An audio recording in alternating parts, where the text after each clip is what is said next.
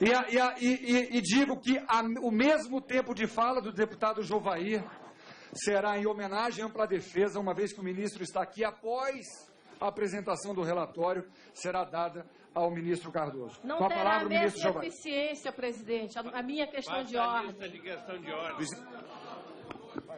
Primeiramente, eu quero mais uma vez pedir desculpa aos colegas deputados e aos senhores da imprensa, a todos que nos visitam, sobre as condições de trabalho que nós enfrentamos nessas últimas semanas. Estou bastante exausto, mas absolutamente centrado dentro do princípio que me delega a Constituição Federal e o voto popular. Quero cumprimentar o ministro Zé Eduardo Cardoso, aqui representando a presidente da República, cumprimentar o presidente Rosso e a todos os colegas e colegas deputados e deputadas.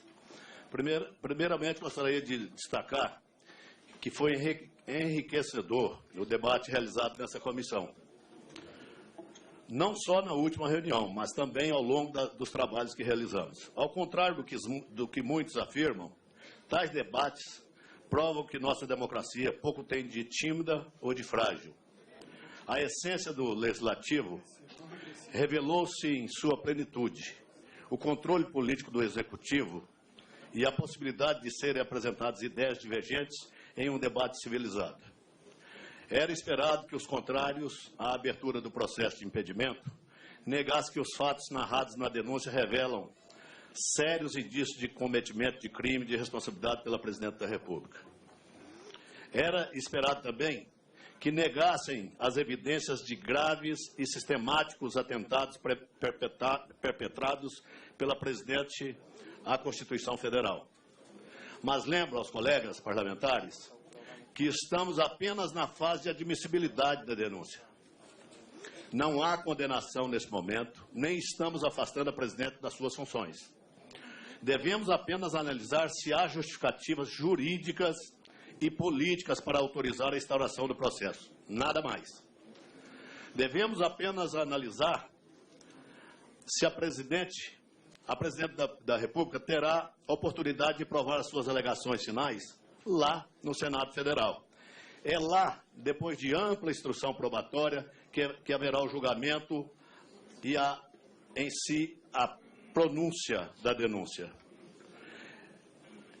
Eventual dúvida, se existisse, o que não é o caso, diante de fortes indícios, não militaria para a Presidente da República, mas sim para a sociedade brasileira, que clama para um aprofundamento das investigações.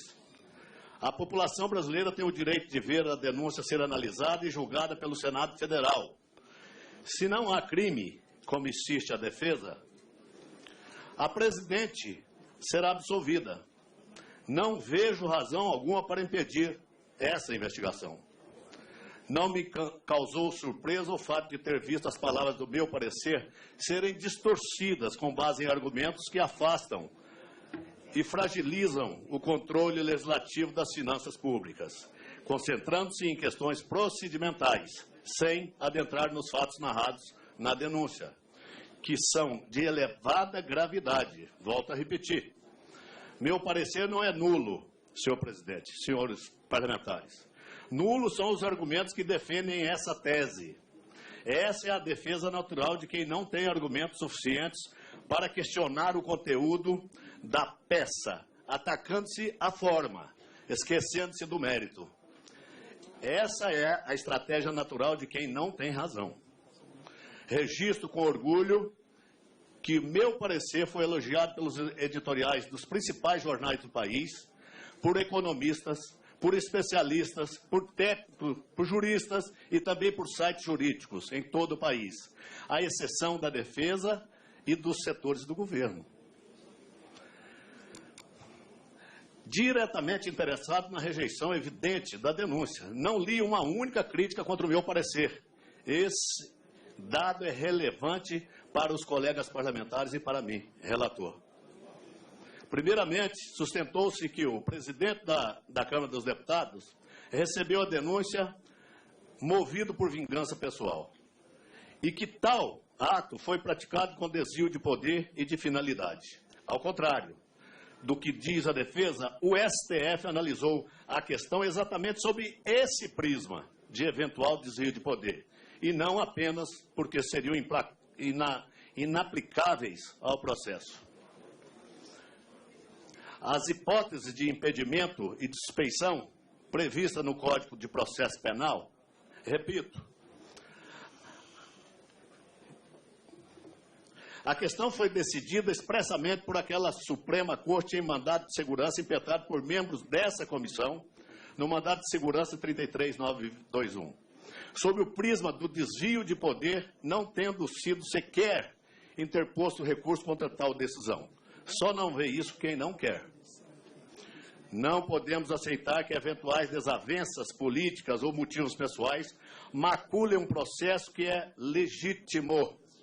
Uma decisão colegiada dessa comissão, em resposta ao clamor da sociedade que exige da presidente a correta aplicação dos recursos públicos.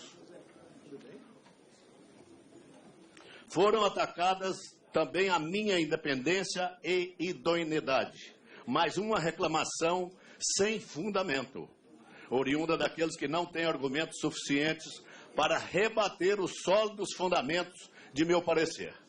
Ataca-se o autor do parecer, mas não o próprio parecer, mais uma tática de quem não tem razão.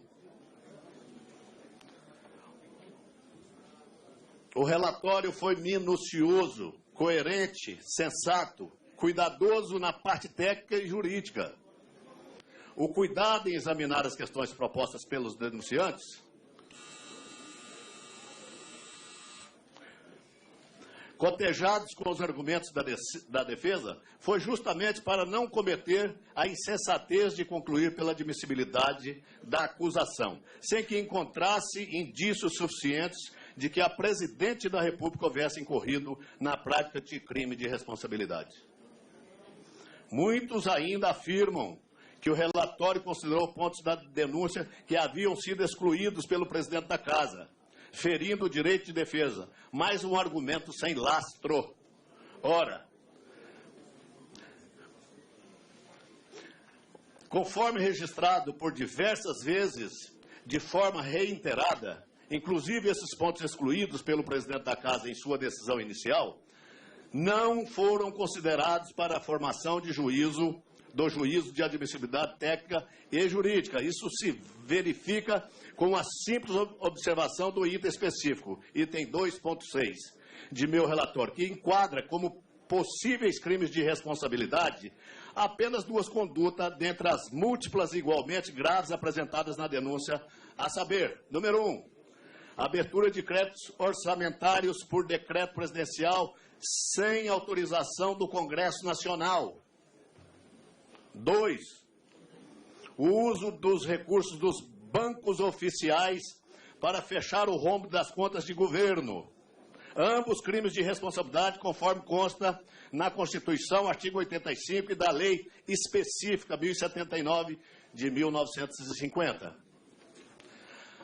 Alegou-se também que a realização de audiências públicas para oitiva de convidados nessa comissão teria prejudicado a defesa. Essas audiências não foram para a defesa. Foram realizadas para que os membros dessa comissão pudessem ser esclarecidos dos termos técnicos da denúncia. Além disso, tais audiências foram equânimes e nem deram maior transparência aos trabalhos da comissão e deram maior transparência aos trabalhos da comissão.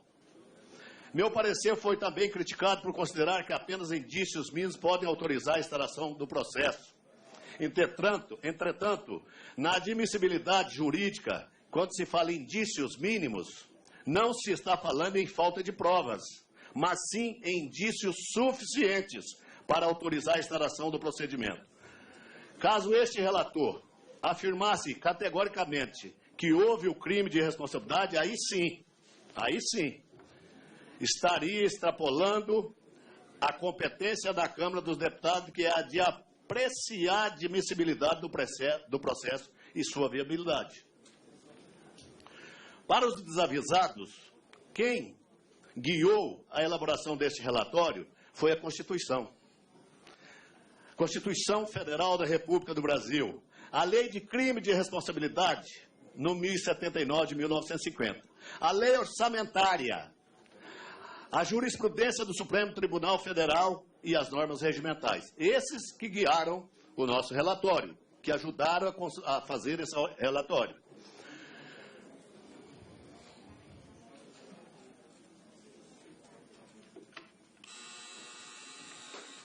Obrigado. Trabalhei a partir de uma análise técnica e jurídica isenta e tranquila, cautelosa, com grande respeito às argumentações e sabedor da relevância da decisão que será aqui tomada para o destino de nosso país. Anoto também que o princípio da ampla defesa foi elevado a seu último grau, inclusive com a possibilidade de manifestação oral da defesa, em duas oportunidades. Nada disso estava previsto no rito procedimental a ser seguido. Superadas essas questões, passo agora a comentar os principais pontos relativos à matéria financeira e orçamentária presente na discussão e nos votos em separado. Quanto às denominadas pedaladas fiscais, alguns deputados federais, assim como a manifestação da Presidente da República, alegam que as operações entre o Tesouro Nacional e os bancos oficiais não caracterizam operações de créditos, mas mero contrato de prestação de serviço.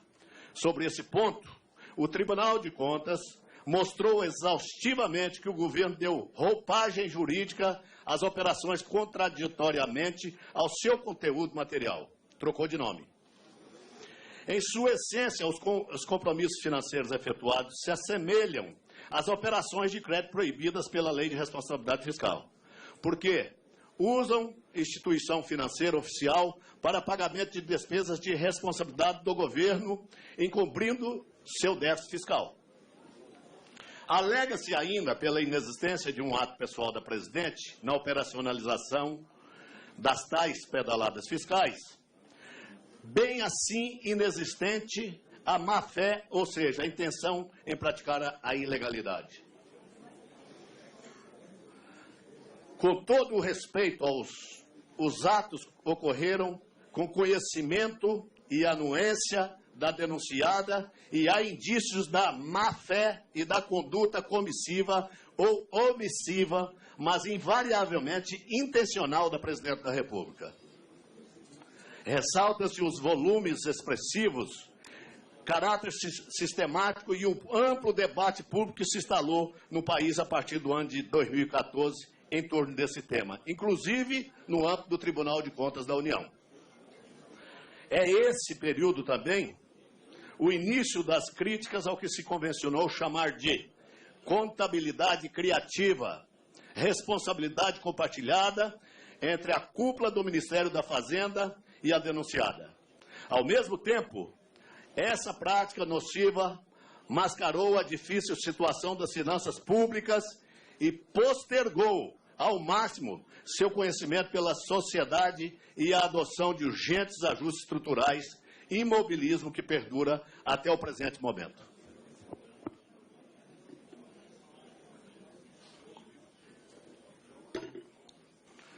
Recentemente, o Banco Central refez a contabilidade pública e mostrou o montante dessas operações e como as mesmas distorceram as contas públicas. A formação de economista, o propalado controle pessoal e centralizado da condução econômica do governo e as reuniões diárias com os sucessivos ministros da Fazenda e secretários do Tesouro Nacional, destinando-lhes a forma de agir, tornam difícil aceitar a argumentação de que a denunciada não tenha participado ou não tenha tido conhecimento acerca dos fatos exaustivamente tratados no relatório. Relembro o que disse em meu relatório. O dever da gestão da administração pública é pessoal do presidente, no caso, da Presidente da República. Afinal, a confiança que lhe foi depositada pelos eleitores do Brasil no trato responsável da coisa pública simplesmente não se transfere.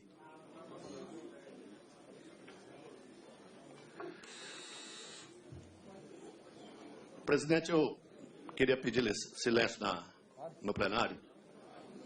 Eu queria pedir que quem quisesse ficar no plenário para ouvir o nosso debate, é importante para nós, mas que nos desse a folga aqui para que a gente possa falar. Da mesma forma, evidentemente, o representante do governo vai precisar do mesmo silêncio.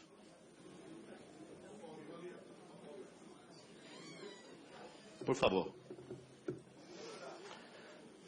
Em relação à configuração das referidas práticas, como operações de crédito, volto a dizer que a intenção da Lei de Responsabilidade Fiscal, ao proibir a contratação de operações de crédito entre uma instituição financeira estatal e o ente da federação que a controla, foi exatamente proibir práticas como as que ocorrem ou que ocorreram no presente caso. Isso para proteger valores constitucionais da gestão fiscal, de responsabilidade e do equilíbrio das contas públicas.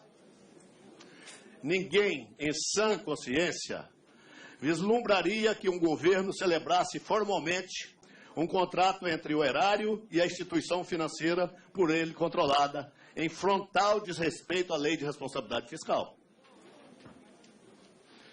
Essa lei, ao delinear os contornos legais de uma operação de crédito, insere a expressão, aspas, e outras operações assemelhadas, fecha aspas, com o firme propósito de abranger operações de crédito camufladas e ardilosas, de modo a incluir na proibição operações capciosas como as promovidas aparentemente pela denunciada.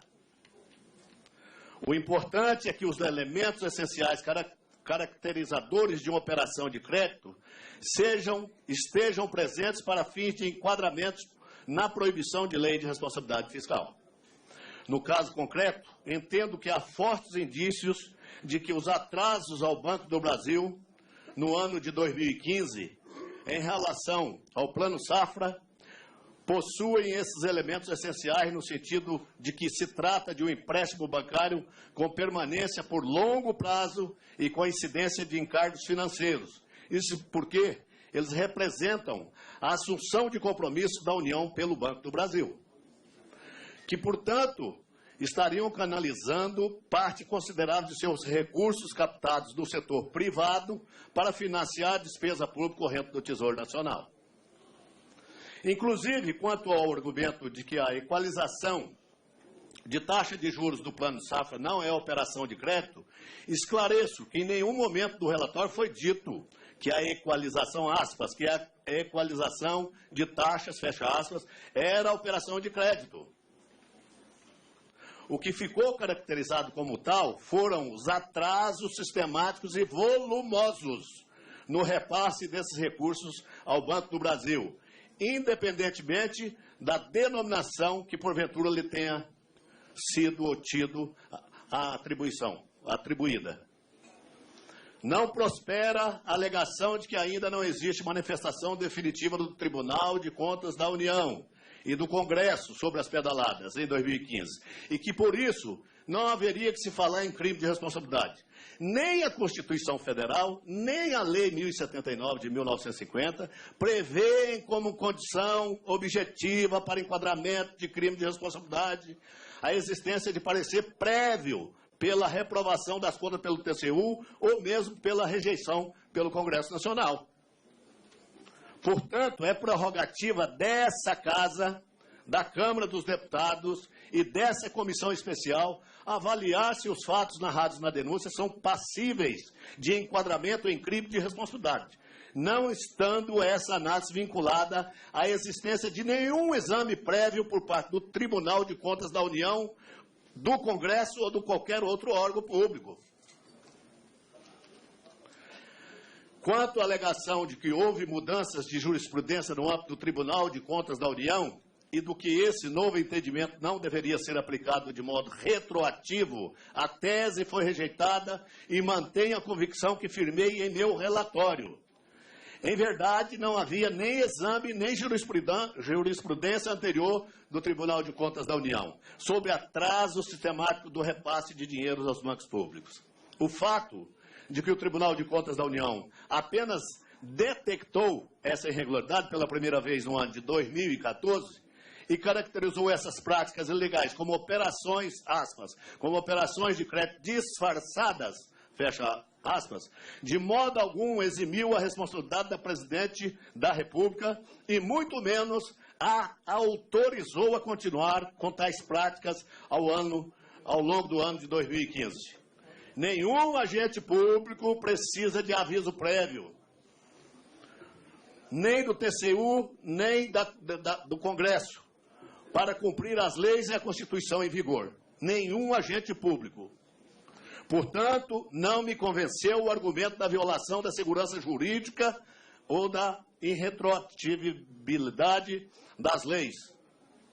Continuo convicto de que as análises que fiz dos fatos narrados e dos argumentos apresentados pela defesa me levam à conclusão inequívoca de que são fortes os indícios de que as transações financeiras relatadas constituíram um tipo de financiamento bancário, configurando a prática do crime de responsabilidade, tipificado no artigo 11, item 3, da Lei de 1079 de 1950.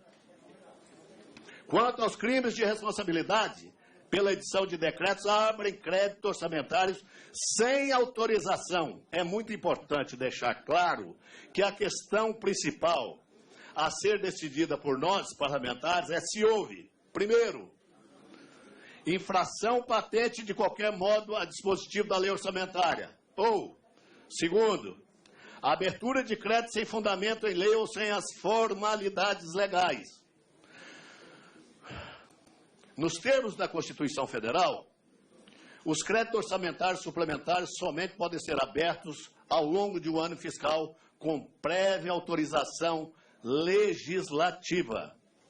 Por sua vez, a LOA de 2015 flexibiliza essa regra constitucional e permite a abertura de créditos suplementares por simples decreto presidencial, desde que as alterações promovidas na programação orçamentária sejam compatíveis com a obtenção da meta de resultado primário.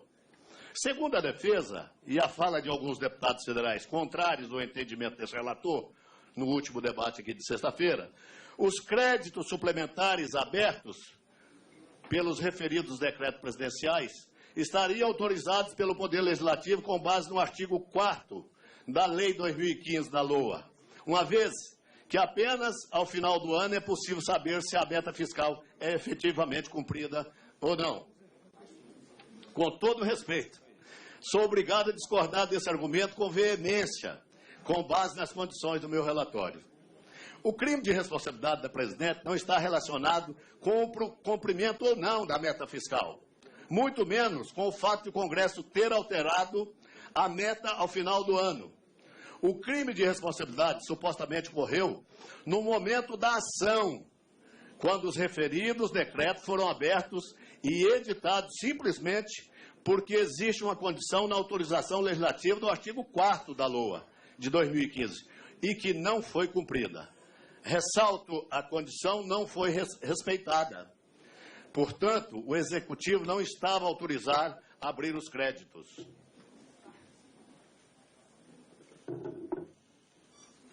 Acabando já. Tal dispositivo, senhoras e senhores deputados, permite o uso de decreto pelo Executivo para movimentar e suplementar dotações, se enquanto estivesse garantida a obtenção da meta de resultado fiscal. Por condições óbvias, essa condição só pode se referir à meta fiscal em vigor naquele momento, e não a uma meta contida em projeto de lei ainda em tramitação e sequer aprovado pelo Congresso Nacional.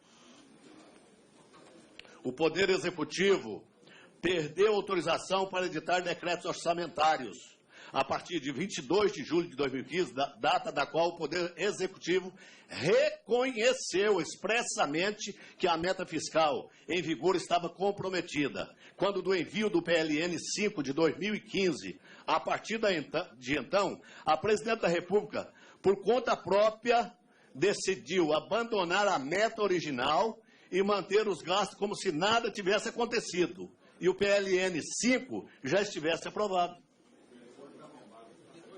passou também a se comportar como se não houvesse a possibilidade de um projeto de lei ser rejeitado ou mesmo alterado pelo Congresso Nacional, criando risco fiscal e violando a separação dos poderes. Valendo-me de analogia utilizada pelo governo ao longo dos trabalhos dessa comissão, quem aprova a tal, entre aspas, lista de supermercado é o Congresso Nacional ao apreciar a lei orçamentária anual. Em princípio, durante a execução do orçamento, os limites autorizados na lista devem ser observados rigorosamente pelo Executivo. O artigo 4º da LOA, de fato, flexibiliza a gestão orçamentária, ao permitir que o Executivo altere itens da lista das autorizações, sem consultar o Congresso, inclusive. Porém, sob a rígida condição de que a gestão fiscal esteja sendo conduzida com vistas à obtenção da meta fixada pela Lei de Diretriz Orçamentária. Caso contrário, ou seja, se, enquanto a meta estivesse comprometida, os créditos não poderiam ser abertos. Exigível nesse caso, a autorização legislativa. É o que prevê a Constituição Federal e a lei orçamentária. A Constituição é clara, no sentido de que nenhum crédito orçamentário pode ser aberto sem prévia autorização legislativa. Conforme o artigo 167, inciso 5, a razão desse dispositivo é garantir o controle político do Legislativo sobre os gastos públicos. A ilegalidade dos decretos decorreu do fato de que, no momento em que foram editados, o governo já havia reconhecido que a meta não estava nem seria cumprida. Portanto, o Poder Executivo, nessas condições, não poderia alterar nem fazer ingerências na tal lista do supermercado. Apenas o Legislativo poderia autorizar a alteração dessa lista. A analogia trazida pela própria defesa demonstra a gravidade do atentado praticado contra a Constituição Federal em diversos princípios, como a separação dos poderes, o controle legislativo prévio sobre as contas governamentais e a boa gestão das finanças públicas. Como afirmei em meu relatório, a edição de tais decretos que abriram créditos orçamentários sem autorização legislativa revelou a usurpação das prerrogativas do Parlamento brasileiro em definir as prioridades e os limites dos gastos públicos que representam a sua mais nobre função. Quanto ao argumento contido na manifestação da defesa, de que a meta fiscal não se confunde com gestão orçamentária, de fato são duas coisas distintas.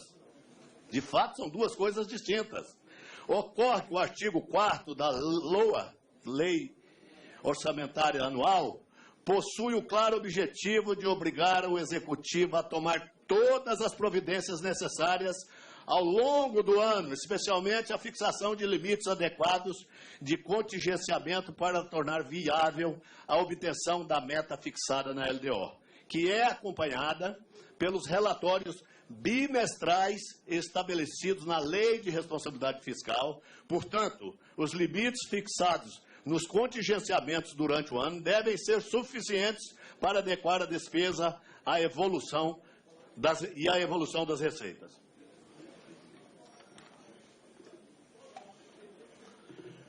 No momento em que a fixação dos limites programados para o exercício se mostra incompatível com a obtenção da meta fiscal, perde o Executivo a autorização de abrir tais créditos orçamentários por decreto.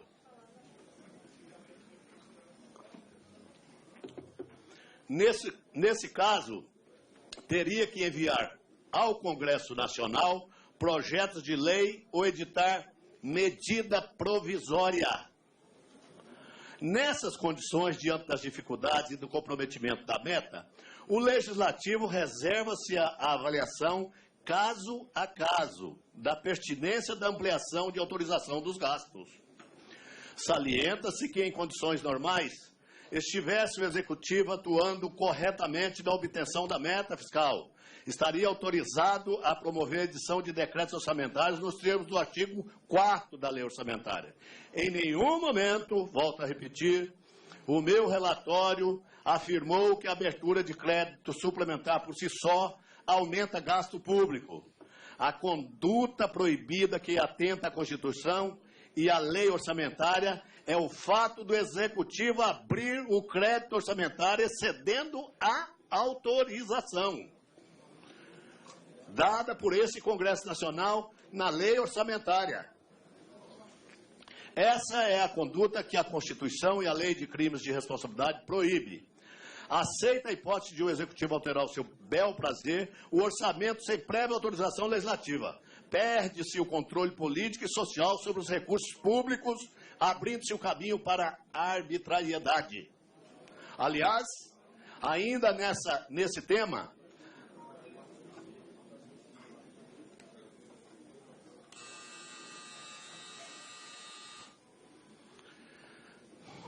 a defesa alega que o ano de 2015 foi marcado pelo maior contingenciamento de gastos públicos da história. Ocorre que, se a meta fiscal originalmente prevista na Lei de Diretriz Orçamentária do ano de 2015 fosse respeitada, como manda a Constituição Federal, a LRF e as leis orçamentárias, o alegado contingenciamento, na verdade, foi insuficiente e deveria ter sido muito maior. O que teria, inclusive, revelado mais cedo ao país a necessidade de se adotarem medidas urgentes no campo das finanças. Rejeito ainda o argumento de que o Congresso Nacional convalidou as ilicitudes praticadas pela denunciada ao aprovar a lei fiscal, a meta fiscal contida no PLN 5 de 2015, ao final daquele ano. Segundo essa interpretação, bastaria a alteração da meta ao final de um ano para que todos os atos do Executivo contrários à sua obtenção fossem simplesmente desconvalidados. Tal interpretação não tem nenhuma razoabilidade. Em primeiro lugar, porque o crime de responsabilidade, como já afirmado, é cometido no momento da abertura dos créditos orçamentários sem prévia autorização legislativa, o que ocorreu entre os meses de julho e agosto de 2015. Assim, a aprovação da nova meta no final do exercício não impede a responsabilização da denunciada pela violação da lei orçamentária.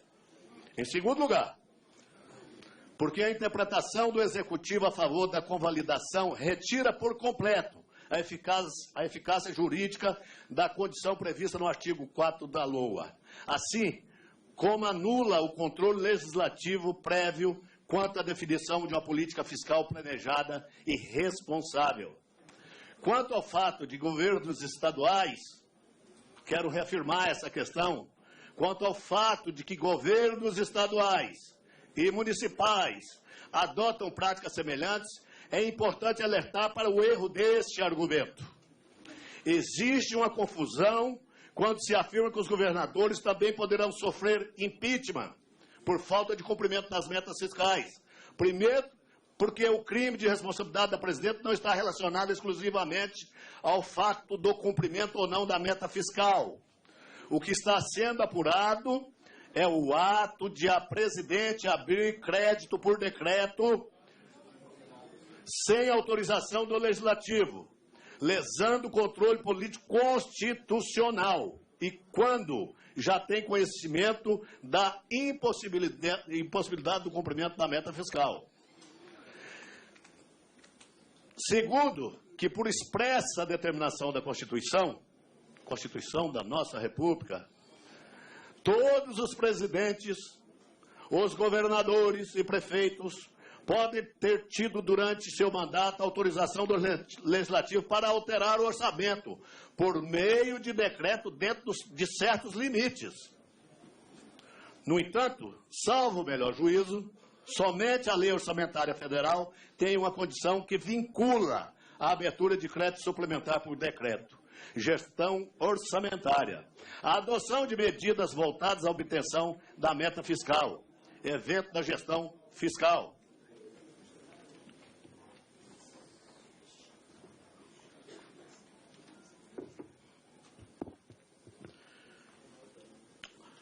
Por todo o exposto, reafirmo minha análise de que existem indícios suficientes para que seja autorizada a instauração do processo por crime de responsabilidade da Presidente da República, havendo inclusive todos os requisitos apontados pelo Advogado-Geral da União, quais sejam: atentado à Constituição Federal. 2. Ato praticado pelo Presidente da República. 3. Tipificação legal. 4. Atos praticados no exercício das funções. 5. Ação dolosa do Presidente da República. Isso tudo está na previsão constitucional. Não são apenas os 6 decretos e as pedaladas fiscais, isoladamente, que me fizeram concluir pela admissibilidade da denúncia. O que devemos considerar também, entre outras questões, é o efeito nocivo dessas práticas na condução da economia e das finanças do país. Não podemos minimizar esses atos. São vários os prejuízos dessa contabilidade, entre aspas, dessa contabilidade criativa. Fecha aspas. Desemprego, recessão, paralisação dos programas sociais, inflação, aumento de preços, perdas do poder de compra, perda de credibilidade, encerramento de empresas, alta de juros, restrição nos empréstimos bancários. Os serviços públicos, senhores e senhoras deputadas, também estão falidos. Há crise na saúde, na educação e na segurança pública, entre outros. Ninguém mais confia nesse governo e não há, infelizmente, qualquer perspectiva de mudança. Ressalto mais uma vez que o impeachment é um processo de natureza jurídico-política.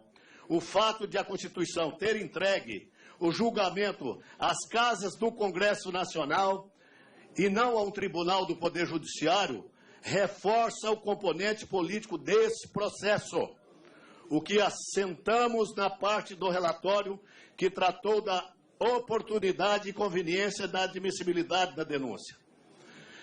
Não há mais clima para este governo, não há mais base política de sustentação, não há mais credibilidade. Ninguém mais acredita nesse governo. Como disse um líder da base governista durante os debates aqui, este governo não sabe dialogar.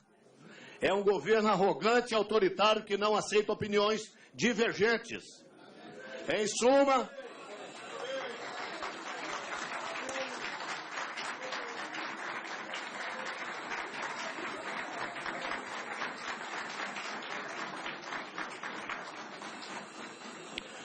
finalizando, senhor presidente, em suma, as críticas feitas às conclusões do relatório, bem como os argumentos apresentados pela defesa,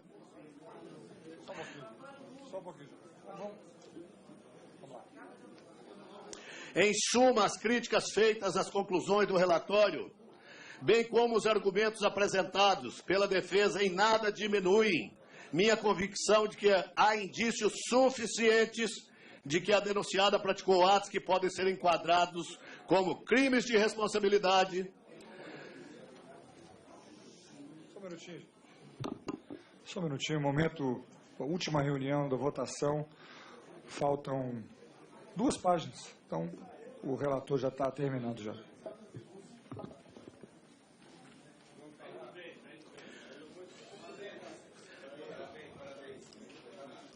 Em suma, senhores deputados, as críticas feitas às conclusões do relatório, bem como os argumentos apresentados pela defesa, em nada diminui minha convicção de que há indícios suficientes de que a denunciada praticou atos que podem ser enquadrados como crimes de responsabilidade. Ao contrário, por se tratarem de críticas superficiais sem fundamentação relevante, sinto-me confortável em reafirmar minhas conclusões. Conclamo, portanto, os membros dessa comissão, senhoras e senhores deputados, a me acompanharem no voto pela admissibilidade jurídica e política da acusação e pela consequente autorização para instauração pelo Senado Federal da República do processo por crime de responsabilidade promovido contra a senhora Presidente da República, Dilma Vana Rousseff. Volto a lembrar que a admissão da denúncia dará chance para que a Presidente prove a sua inocência junto ao Senado Federal. Se não autorizarmos, haverá desconfiança da população de que não tivemos coragem de autorizar essa investigação. A população precisa de uma resposta positiva de nós, parlamentares. Uma crise dessa natureza só se resolve com o aprofundamento das investigações. Não tenham medo, senhores deputados. Quantas coisas perdemos por medo de perder. Esse é o momento. Essa é a hora. Que Deus nos ilumine. Um abraço. Pelo mesmo prazo, ministro Cardoso tem a palavra. 40 minutos.